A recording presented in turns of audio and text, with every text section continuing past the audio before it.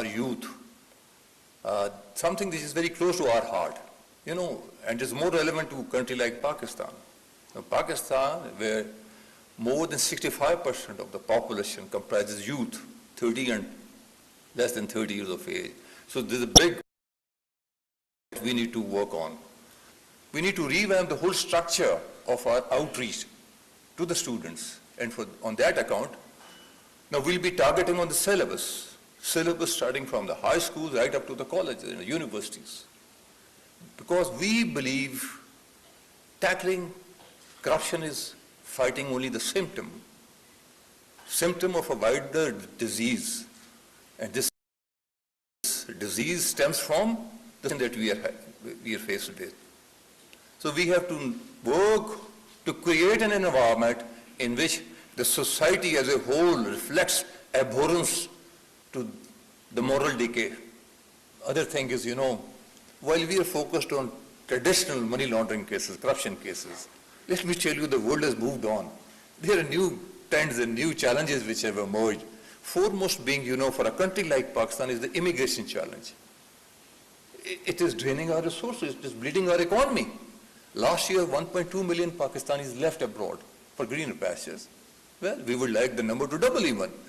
But our concern is that we need to know whether the money that they have taken along, was it from the prescribed banking channel or was it through some dubious means? Now, this is our concern. It's a big number, it's a staggering amount that gets involved. I think there has to be a global cognizance the way these immigration schemes are operating. I mean, for most of the world, the problem is illegal immigration. Pakistan happens to be the only case where the problem is legal immigration. Now, there are countries who are offering, second residency, citizenship through investment, and people are doling out $500,000, $250,000. Well, I wish even if they dole out $1 trillion, we don't mind, but we need to know from Mr. A or Mr. B, from where did you get this money? Because back home, you're not a taxpayer. So these are some of the concerns. If 1.2 million Pakistanis have gone abroad, we wish this number to multiply, to be very honest.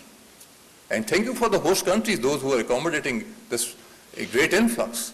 But our only concern is from where they've been getting the money, and should, by the same token, should be a concern of the global watchdog. Similarly, the second residency, these proposals are coming from the developed countries. Nobody wants to go to Tonga or Haiti, right? The greener pastures, we all understand what it means. In most of the cases, they happen to be people who are not comfortable with their previous identity in their home country. So that is one concern. Then long-term visas, business visas, it will cost a lot of money. So we are comfortable as long as our manpower gets exported, but our only concern is the medium of transmitting that money. Education residency, education migration. 140,000 Pakistani students are studying abroad. Not in Africa, not in Caribbean island, not in Polynesian island, but of the best, most developed areas. And we are practically very grateful to those developed world, those countries, for accepting our students to get benefit from their great education system. But from where the money is getting transferred, through which channel, which medium, it costs a lot of money. As a chairman, I do express my satisfaction the way those have been implemented, and it's all because of all of you, each one of you. The first one was the new SOPs for complaint verification and registration process. And then we also introduced accountability facilitation desks, cells for the businessmen, for the bureaucrats, provincial governments, and for the federal governments. For the common people, we introduced monthly kacheris.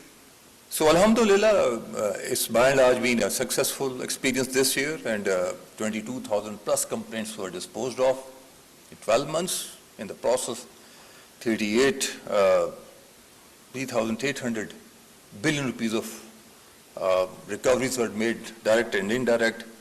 I would also like to draw your attention, make a comparison, 6.1 trillion worth of recoveries compared with the total budgetary allocation given to NAB.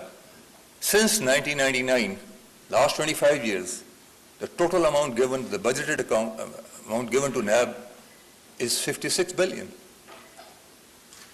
56 billion vis-a-vis 6.1 trillion. NAB Karachi, the DG is not here, but do convey my appreciation. They're first with a big difference. They've made recoveries of 2.4 trillion this year, a big number. NAB Sakar is the second on the list with 1.1 trillion, 1100 billion rupees of recoveries. And it was very precious state land, 1.8 million hectares of prime state land that was under illegal occupation of encroachers. That has been recovered, handed back to the Sindh government. So it's a huge achievement. The third in the list is NAB KPK. With their annual recovery target of 194 billion rupees.